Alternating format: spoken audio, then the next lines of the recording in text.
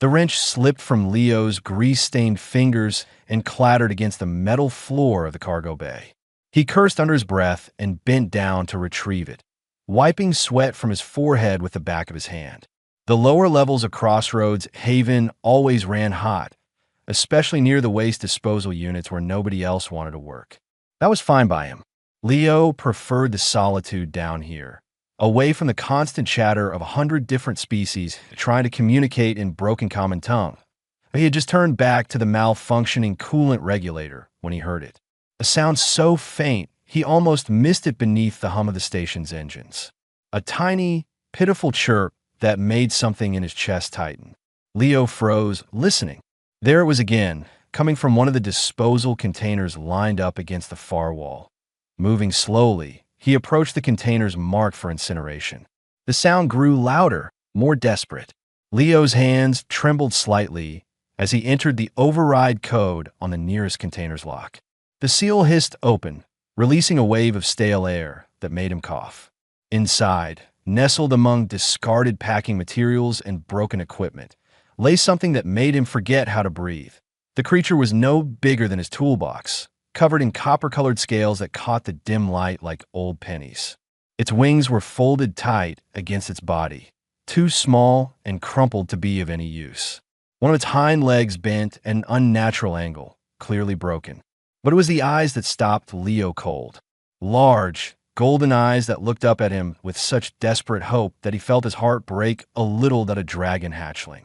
A real, living dragon from the Dravasi species that ruled half the known trading routes in this sector. And someone had thrown it away like garbage. What in the name of Earth are you doing here? Leo whispered, reaching into the container. The hatchling flinched at first, then seemed to recognize that he meant no harm. It let out another weak chirp and tried to crawl toward his hand, dragging its broken leg behind it. Hey, take it easy, little one. Leo carefully scooped the creature up, cradling it against his chest. It was so light, so fragile. He could feel its rapid heartbeat against his palm, like a tiny drum beating out a desperate rhythm. The hatchling nuzzled into his warmth and let out a sound that was half purr, half whimper. Heavy footsteps echoed through the cargo bay. Leo turned to see Commander Rithel approaching, his tall insectoid frame casting long shadows across the floor. The Threne's compound eyes glittered with something that might have been annoyance. Mechanic Leo, you were supposed to be repairing the cooling systems, not rummaging through disposal containers. Rithel's translator rendered his clicking mandibles into flat, emotionless common tongue. Leo held the hatchling protectively. Sir, there's a living creature in here. A Dravasi hatchling. Someone tried to throw it away. Rithel's antennae twitched in what Leo had learned was the Threne equivalent of a shrug. Yes, the merchant ship that docked yesterday surrendered it. The parent dragons deemed it defective. Too small, wrong coloring, genetic weakness. It would bring shame to their lineage. Defective. Leo stared at the commander in disbelief. It's a baby. It's hurt and scared, not defective. The terminology is irrelevant. Galactic protocol requires that abandoned predator species, hatchlings, be euthanized for safety purposes. It is already scheduled for termination in 1 hour. Rithel gestured toward the container. Please return it so we may proceed. The hatchling chirped again, pressing closer to Leo's chest as if it understood the conversation. Its tiny claws gripped his shirt, holding on with surprising strength for something so weak. No, the word came out before Leo could stop it. Rithel's antennae straightened in surprise. Excuse me. I said no, sir. This is wrong. You can't just kill it because its parents didn't want it. Leo's mind raced, searching for any argument that might work. On Earth, we have a saying. Every creature deserves a chance to prove itself. We don't give up on the weak ones. Sometimes they end up being the strongest. This is not Earth, Mechanic Leo. This is a galactic trade station operating under interspecies regulations. That hatchling will grow into a creature capable of melting through hull plating with its breath. If it survives at all, which is unlikely given its condition. Rithel's voice remained calm, almost kind. The termination is a mercy. It would die slowly and painfully otherwise. Leo looked down at the hatchling in his arms. It had stopped chirping and was watching him with those impossibly aware golden eyes. Something passed between them in that moment, an understanding that transcended species and language. This tiny creature knew it was about to die, and it was asking him for help the only way it could. "Give me 24 hours, Leo said quietly. "Let me try to stabilize it. If it's going to die anyway, what difference does one day make? Regulations state, please, Commander. One day, if it doesn't improve, I'll surrender it myself." Leo met Rithel's compound gaze without flinching. "But I have to try." The silence stretched between them, broken only by the hum of machinery and the hatchling's shallow breathing. Finally, Rithel's antennae drooped in resignation. "You have until this time tomorrow.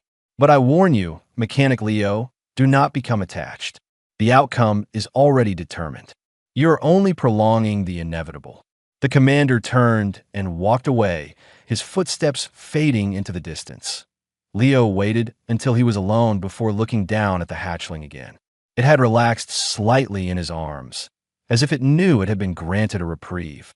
He carefully made his way through the maze of corridors to his personal workshop, a converted storage room that served as both his workspace and living quarters. "Okay, little one," he murmured, gently setting the creature down on his workbench. "Let's see what we could do about that leg." The hatchling watched him with those trusting golden eyes as he gathered his tools. Leo had fixed thousands of broken things in his years as a mechanic. Engines, life support systems, communication arrays. But he had never tried to fix a life before. His hands were steady as he began to work. 2 weeks had passed since Leo found what he now called Pip tucked inside that disposal container. The name had come naturally one evening when the hatchling tried to chirp at him and only managed a tiny pip sound that made Leo laugh for the first time in months. The little dragon seemed to like it, responding with an enthusiastic wiggle whenever Leo said the name. The workshop had transformed into something between a medical bay and a nest. Leo had constructed an incubator from spare heating coils pulled from decommissioned environmental suits, carefully regulating the temperature after hours of research into Dravasi biology. Getting access to that information had required some creative hacking of the station's restricted databases, a risk that made his palms sweat every time he logged in. But it was worth it when he saw Pip growing stronger each day. The broken leg had been the easy part. Leo had set it using techniques adapted from veterinary manuals in Earth's archives, creating a splint from lightweight carbon fiber. Pip had barely flinched during the procedure, trusting Leo completely. The malnutrition was harder to address. Standard station rations would not work for a growing dragon, so Leo found himself stealing synthesized proteins from the commissary at odd hours, mixing them with mineral supplements until he found a combination that Pip would eat. Right now, Pip was attempting to help Leo repair a damaged plasma conduit, which mostly involved the hatchling picking up tools with its mouth and dropping them in completely wrong places. Leo did not have the heart to discourage this behavior. The dragon's intelligence amazed him daily. Pip could already identify different tools by their shape and seemed to understand which ones Leo needed based on the type of repair he was doing. "No, buddy, that's a torque wrench. I need a small spanner." Leo pointed at the correct tool. Pip cocked its head, studying the options, then carefully picked up the right one and brought it over. "Good job. You're getting better at this."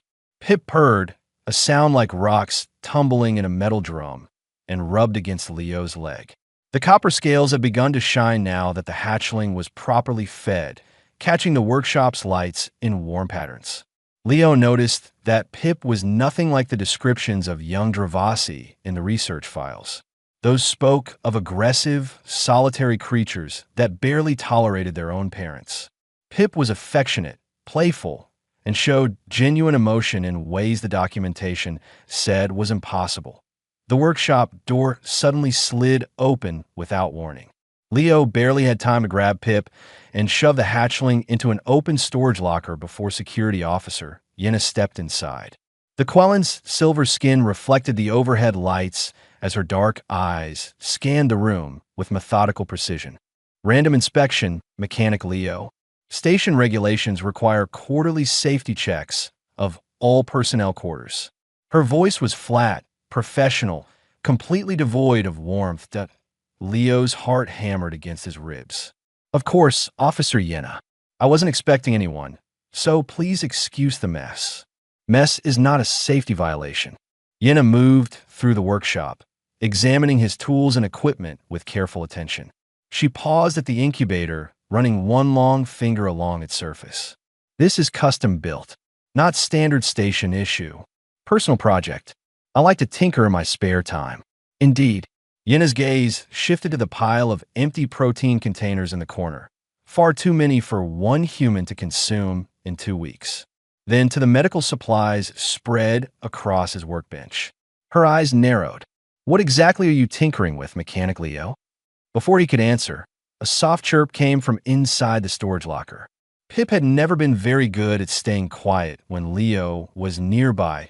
Yenna's hand went to her weapon. Open the locker. Now. There was no point in lying anymore. Leo slowly opened the locker door. Pip tumbled out, limping on its still healing leg, but wagging its tail like an excited puppy. The hatchling chirped happily at the sight of Leo, completely unaware of the danger. By the galactic codes, Yenna breathed. You kept it. Commander Rithel's termination order was explicit. Please, Officer Yenna, just look at him. Leo knelt beside Pip, who immediately climbed into his lap. He's healthy now. Smart. Gentle. He's not dangerous. Not dangerous yet. In 3 months, that creature will be large enough to bite through hull plating. In 6 months, it will breathe fire hot enough to melt steel. Yenna's hand remained on her weapon, though she had not drawn it. You are in violation of at least 7 station regulations. I should arrest you immediately. Then why haven't you?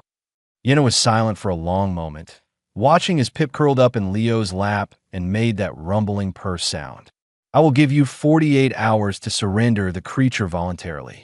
If you do so, I will report this as a recent discovery and recommend leniency in your sentencing. If you refuse, I will file formal charges and you will be deported back to Earth in disgrace. Yenna, please, 48 hours, Mechanic Leo. Do not make me regret this kindness. She turned and walked toward the door, then paused. For what it is worth, I understand why you did this. But understanding does not change regulations. The creature cannot remain here. After she left, Leo sat on the floor with Pip sleeping peacefully in his arms.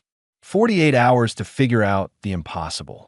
He pulled up his personal terminal and began searching through the restricted Dravasi files again, looking for anything that might help. There had to be something he was missing, some loophole or precedent that would save Pip's life. Hours passed. Pip woke up and fell asleep twice. Leo's eyes burned from staring at the screen, reading through centuries of Dravasi history and culture. He was about to give up when he found it buried in an obscure anthropological study.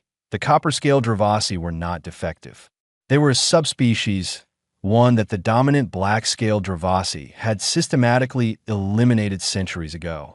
They were smaller, yes, but also more intelligent, more adaptable, and most importantly, capable of forming genuine bonds with other species. The black-scale Dravasi had viewed this as treason against their warrior culture and had hunted the copper-scaled ones to extinction.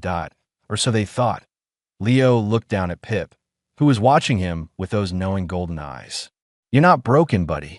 You're something they tried to erase from history. The hatchling chirped softly and nuzzled his hand. Leo had 46 hours left to prove it. Dr. Sala's office smelled like antiseptic and something sweet that Leo could not identify. The elderly Vortian looked up from her medical charts, her 4 arms moving in a graceful pattern as she worked. When she saw Leo holding Pip wrapped in his jacket, her large eyes widened in surprise. Well now, that is something you do not see every day. She set down her instruments and approached slowly, extending one hand toward Pip. May I? Pip sniffed her fingers cautiously, then allowed the doctor to examine him. Leo had gambled on bringing the hatchling here. Dr. Sala had a reputation for caring more about her patients than regulations, but there was still a chance she would report him immediately. Copper scales, Sala murmured, running her fingers gently over Pip's back. I have only seen these in historical texts. The variant was declared extinct 400 years ago, but not defective, Leo said quietly. That's what I needed you to confirm.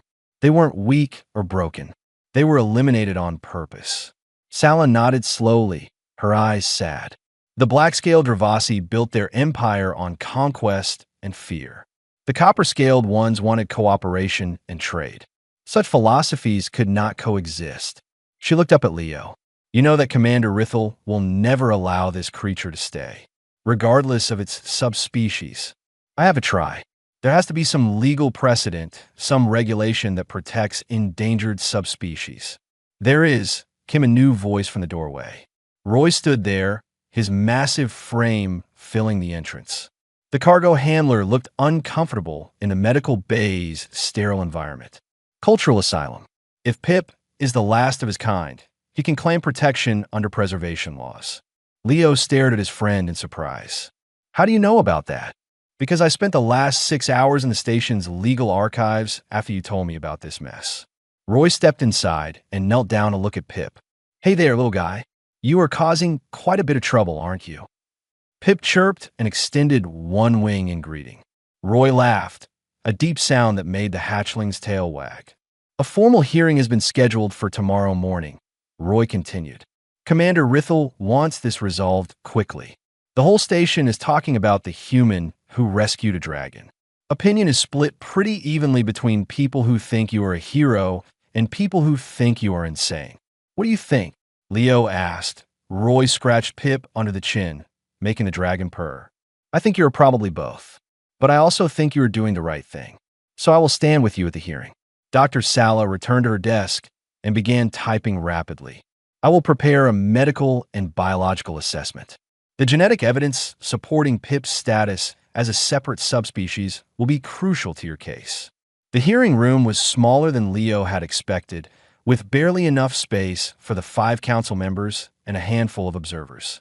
Commander Rithel sat in the center, flanked by representatives from 4 other species. Leo recognized the Quellan delegate as Officer Yena Superior, a stern individual who had already expressed disapproval of Leo's actions. Leo stood before them with Pip cradled in his arms, trying to project a confidence he did not feel. Roy and Dr. Sala sat in the observation seats, offering silent support. Mechanic Leo, you stand accused of willfully violating station termination orders and harboring a dangerous predator species, Rithel began. How would you plead? I admit I kept Pip against orders, but I dispute that he is dangerous. Leo took a breath. I also submit that this hearing should be considering cultural asylum rather than criminal charges. The Quellan delegate leaned forward. You cannot claim asylum for an animal. Pip is not an animal. He is a sentient being from an extinct subspecies. Leo nodded to Dr. Sala, who stood and distributed her findings to the council.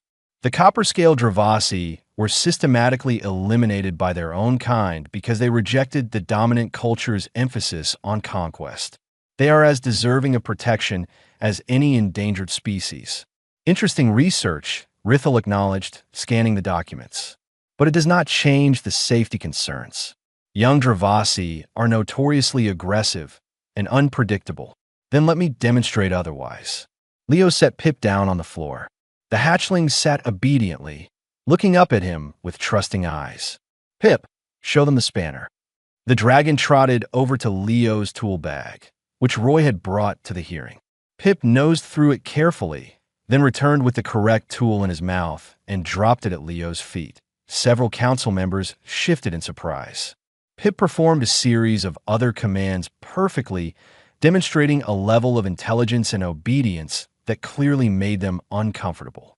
Their worldview said this was impossible. This proves only that you have trained it well, the Quellan delegate said. It does not address what happens when the creature grows large enough to act on its predatory instincts. Alarms suddenly blared through the station, and red emergency lights began flashing. Rithel's communicator crackled to life with urgent reports of a fire in Cargo Bay 3. The council members stood immediately, preparing to evacuate in the chaos. The door to the holding room where Pip was supposed to wait had apparently malfunctioned and opened. Smoke began seeping under the hearing room door as the fire suppression systems activated in nearby sections. Leo moved toward the exit with everyone else. then realized Pip was not following him. The hatchling stood at the edge of the room, staring at the smoke-filled corridor that led back toward the cargo bays. Pip's nostrils flared, scenting something in the air. Then, before Leo could stop him, the dragon bolted through the doorway and disappeared into the smoke. "Pip, no!" Leo ran after him, ignoring Roy's shout to stop. The corridor was thick with smoke and the chemical smell of fire suppression foam. Leo's eyes watered as he stumbled forward, calling for Pip. He found the hatchling 50 meters down, digging frantically at a collapsed section of wall paneling. Pip looked up at Leo and chirped urgently, then continued digging. Leo understood. There was someone trapped behind that wall. He helped Pip clear the debris, his hands bleeding as he pulled away twisted metal. Behind the panel, they found a Threen child, barely conscious and struggling to breathe. Leo pulled the youngster out and carried them towards safety, with Pip leading the way through the smoke-filled maze. They emerged into the medical bay, where Dr. Sala immediately took over, treating the child's injuries. Commander Rithel arrived moments later, his antennae quivering with emotion when he saw his own nephew alive and breathing. The fire was contained within an hour. The hearing reconvened in silence. 3 months after the hearing that granted Pip conditional asylum, Leo sat in his workshop watching the dragon practice sorting components. Pip was now the size of a large dog, his copper scales gleaming in the overhead lights. The broken leg had healed completely, leaving only the slightest limp when Pip was tired. The conditions of asylum were strict. Pip wore a tracking device around his neck that monitored his location and vital signs constantly. Leo had to submit weekly behavioral reports. Any sign of aggression or inability to socialize would result in immediate termination. But so far, Pip had exceeded every expectation.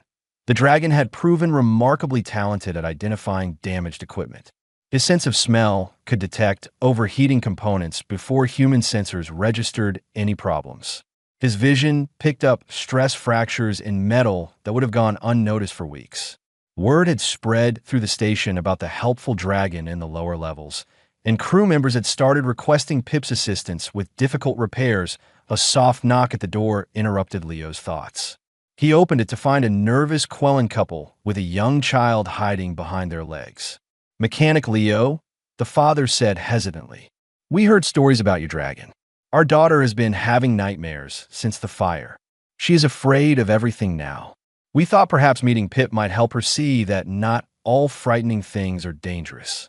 Leo glanced at Pip, who had already noticed the visitors and was watching with curious interest.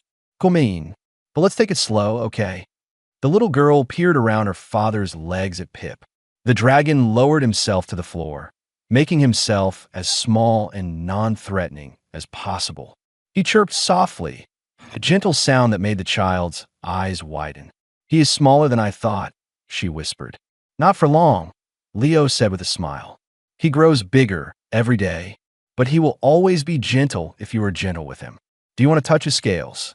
The girl took a tentative step forward. Pip remained perfectly still, barely breathing. When her small hand finally touched his nose, Pip made that rumbling purr that Leo had come to associate with happiness.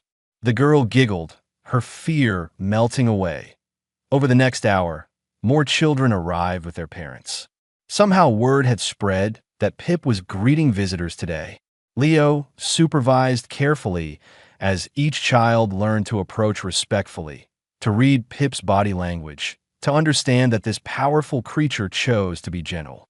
By the end, Pip was letting youngsters climb on his back and slide down his tail, clearly enjoying the attention. Their parents watched with expressions that ranged from amazement to lingering concern. But none of them could deny what they were seeing.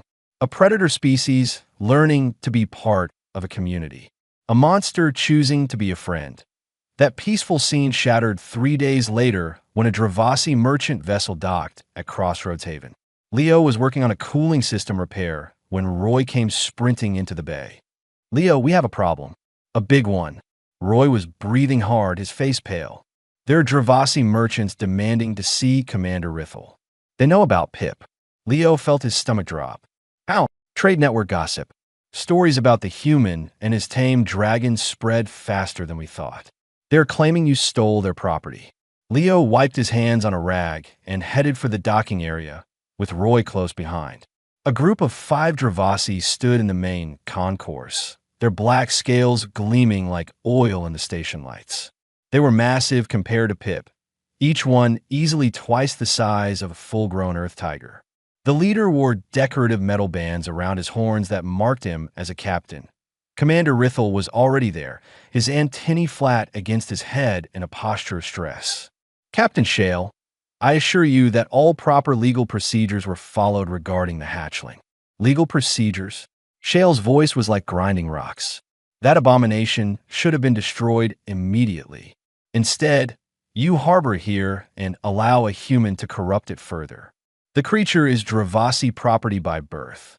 "The creature has a name," Leo said, stepping forward despite Roy's hand on his shoulder. "Pip is under cultural asylum protection. He is the last known member of the copper-scaled subspecies." Shale's eyes fixed on Leo with predatory intensity. "The copper-scaled were eliminated for good reason, human. They betrayed their own kind, weakened our species with their pathetic philosophy of cooperation. There are no subspecies, only defects that should not survive." "That is not your decision to make anymore," Commander Rithel interjected. "The Galactic Council has granted asylum. You have no authority here. We will see what authority we have when the Dravasi Merchant Guild files formal complaints with the Trade Commission. This station depends on our commerce for survival. Choose carefully, Commander. Your economy or one worthless hatchling." The Dravasi delegation left with that threat hanging in the air. Leo watched them go, his hands clenched in a fist point. 2 days later, Captain Shale made his move. Leo was running a routine maintenance check in the lower corridors with Pip at his side when he heard the sound of heavy footsteps behind them. He turned to find 3 Dravasi blocking their path, with 3 more cutting off retreat from the opposite direction. "The captain wants his property returned," one of them growled. Pip immediately positioned himself between Leo and the approaching Dravasi, his scales bristling and a low growl building in his throat. It was the first aggressive sound Leo had ever heard from him. "Easy, Pip," Leo said quietly. "They're not worth it." "The creature shows its true nature," the lead Dravasi said. "Violence is inevitable in our kind. He is protecting me. That is different from attacking." Leo met the Dravasi's gaze without flinching. "You need to leave. Now. Or what? You will have your pet attack us? Please do. It will only prove our point." The Dravasi pulled out a weapon that crackled with neural energy, the kind designed specifically for subduing large creatures. Pip's growl grew louder, and Leo could feel the heat building in the dragon's chest as his breath sacs prepared to ignite. "Pip, no Leo que mandith. Stand down." The dragon hesitated, every muscle tense for combat, but obeying Leo's voice even as the Dravasi raised their weapons. In that moment, Leo saw the difference that Shale could never understand.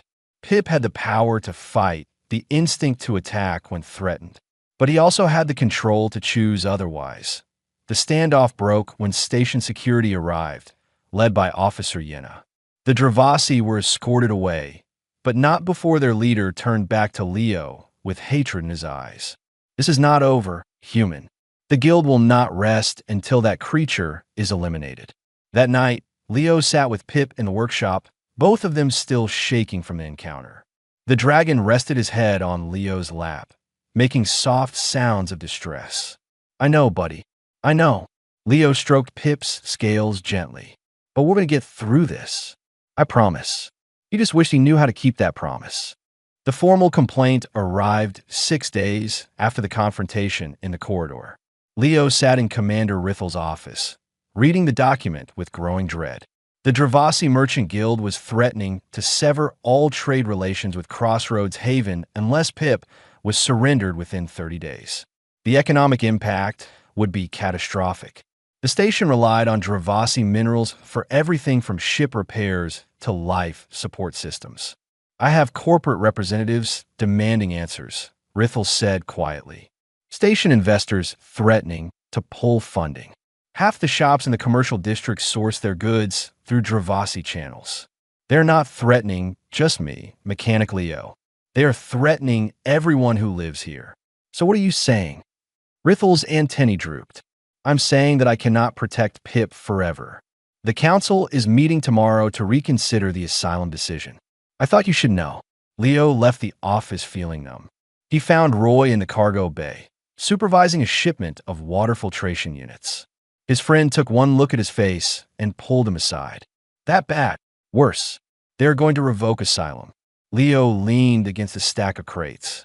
Rithel basically told me to prepare for the worst. Roy was quiet for a moment, then pulled out his personal tablet. Then we better make sure the council hears from everyone who disagrees with that decision. I have been collecting signatures for a petition. We are up to 853 names. That is over 60% of the station population. Roy, you did not have to. Yes, I did. Pip saved that Threen child during the fire. He has helped repair critical systems that would have failed otherwise.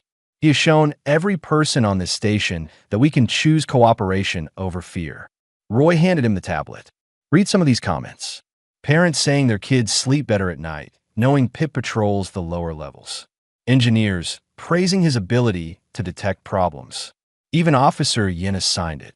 Leo scrolled through the names and messages, his throat tight. People from dozens of different species, all standing up for one small dragon. It gave him hope, but he knew it might not be enough. That night, Leo could not sleep. He sat in his workshop running scenario after scenario through his mind. Dr. Sala had provided him with more research on the copper-scaled Dravasi, historical records that painted them as peacekeepers and diplomats rather than warriors. But would ancient history matter against modern economics? Pip sensed his distress and curled up next to him, resting his increasingly large head on Leo's lap. The dragon was growing so fast now. In another 6 months, he would be the size of a ground car. In a year, he could probably breathe fire hot enough to cut through steel. The council members were not completely wrong to be concerned about the future, but they were wrong about Pip's nature that the soft chime announced a visitor. Leo opened the door to find a group of children standing in the corridor, their parents hovering nervously behind them. The Threen child from the fire stepped forward, holding a data pad. Mechanic Leo, we made something for Pip. For the hearing tomorrow. Can we show him? Leo nodded, too moved to speak. The children came inside and gathered around Pip, who greeted each one with gentle affection. They showed him the data pad, which displayed dozens of drawings. Pictures of Pip helping with repairs, playing with youngsters, sleeping curled up in his workshop. Each drawing had a caption written in a child's careful handwriting. This is why Pip should stay. Pip is our friend. Dragons can be good too. Thank you, Leo managed to say. This means everything.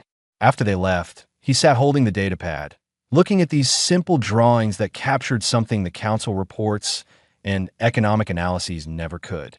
They showed Pip not as a problem to be solved or a threat to be managed, but as a person worthy of love. The hearing the next day was packed with observers. The council had moved to a larger chamber to accommodate everyone who wanted to attend. Leo stood before them again, but this time he was not alone. Roy stood beside him, along with Dr. Sala and over 100 other station residents who had come to show support. Captain Shale was there too, standing at the back with his delegation, radiating smug satisfaction. Commander Rithel called the session to order. We are here to reconsider the asylum granted to the Dravasi hatchling designated as Pip. Captain Shale, you may present your case. Shale stepped forward. The guild's position is clear. That creature is Dravasi property, surrendered legally by its progenitors. The human mechanics theft of guild property has created a diplomatic incident. Return the hatchling immediately or face complete trade embargo. And what would you do with Pip if he was returned?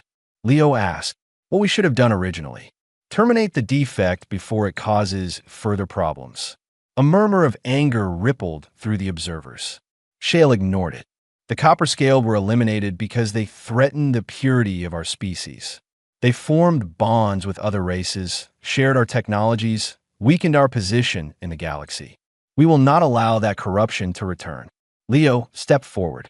So this is not about property or regulations. This is about genocide. You are demanding the right to finish what your ancestors started 400 years ago. We are demanding respect for our cultural sovereignty. Your culture murdered an entire subspecies because they chose peace over conquest.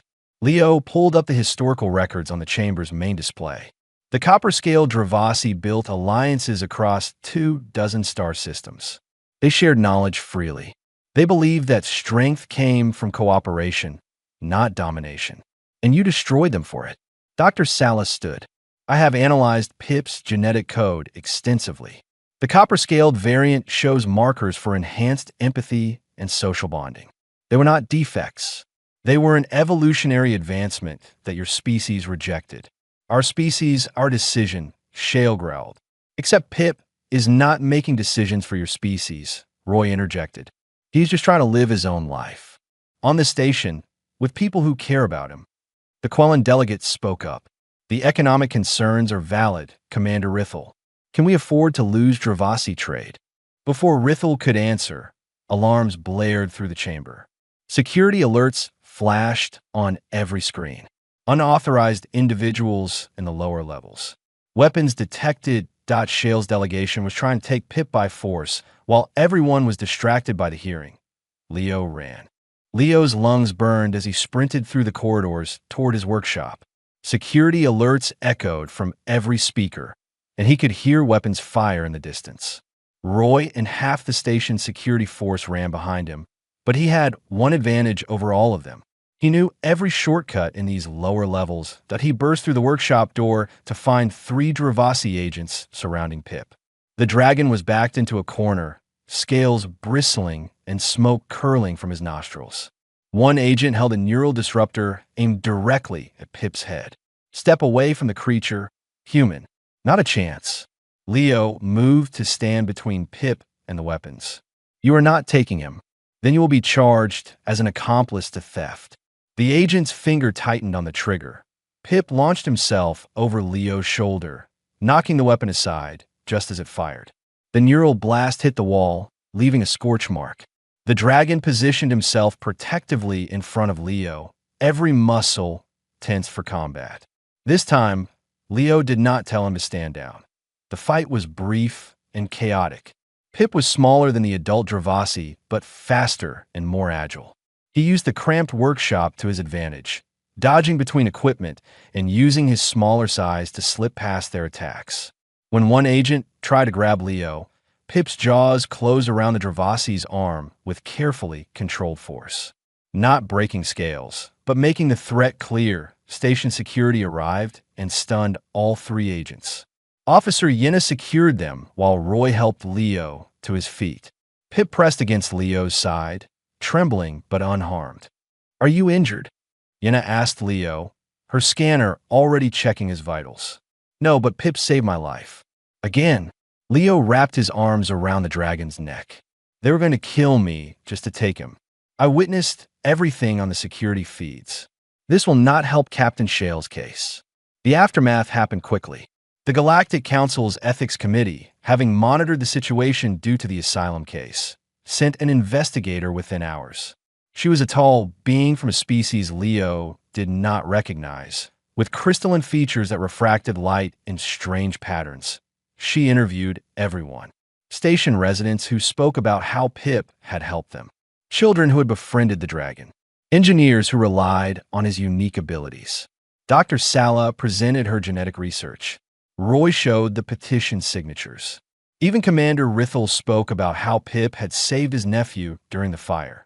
Captain Shale stood before her with barely contained rage. This is internal Dravasi business.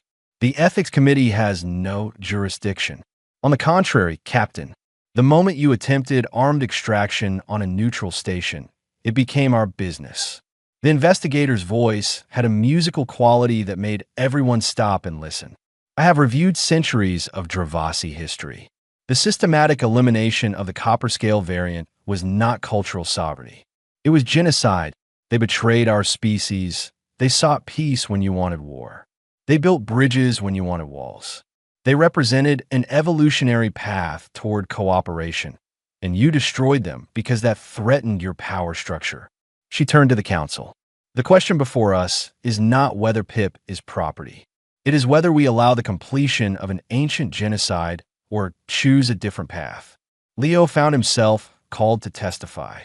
He stood before the investigator, trying to find the right words. Pip is not just some rare creature we're trying to preserve. He is a person. He thinks, he feels, he chooses. Every day, he chooses kindness when he could choose violence. He chooses to help when he could ignore others. He chooses to trust when everything in his genetics should tell him to be solitary and aggressive. Leo looked over at Pip, who waited patiently with Roy. Saving him is not about proving humans are good. It is about proving that we can all choose to be better than our worst instincts.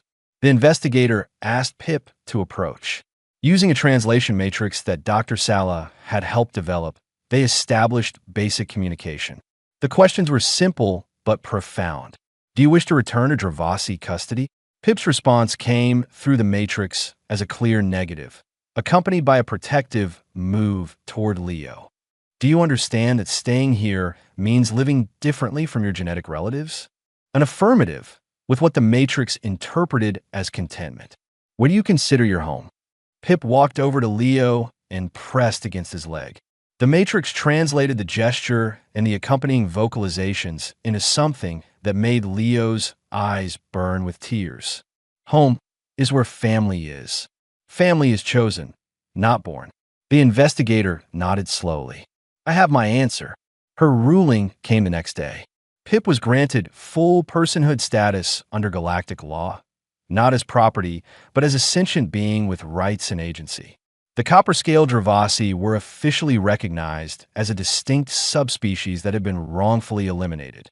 Any surviving members would receive protected status, and the Dravasi Merchant Guild was forbidden from claiming or harming them. Captain Shale's protest was dismissed. He left Crossroads Haven with threats of trade disruption, but the investigator had already opened channels with other Dravasi factions who were less tied to the old warrior culture. Some, it turned out, had quietly disagreed with the genocide for centuries, but had been too afraid to speak. 6 months later, Leo worked in the main hangar with Pip at his side. The dragon was now the size of a small shuttle, his copper scales gleaming in the work lights.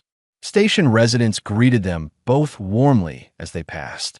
Children still came to visit, though they now had to climb a ladder to reach Pip's back for rides that a ship docked that afternoon carrying refugees from a Dravasi merchant vessel. Among them was a family with a hatchling wrapped in blankets, copper scales barely visible. They had hidden the youngling for months, terrified of what would happen if it was discovered. Leo watched as Pip approached the frightened hatchling with infinite gentleness. The little one looked up at Pip with wide golden eyes, seeing for the first time that they were not alone in the universe. Pip made a soft sound of comfort and carefully touched his nose to the hatchlings, a gesture of acceptance. More families arrived over the following weeks. It turned out there were dozens of copper-scaled hatchlings hidden throughout the Dravasi trade networks, kept secret by parents who could not bear to follow the old laws. Crossroads Haven became a sanctuary for them, a place where they could grow up without fear.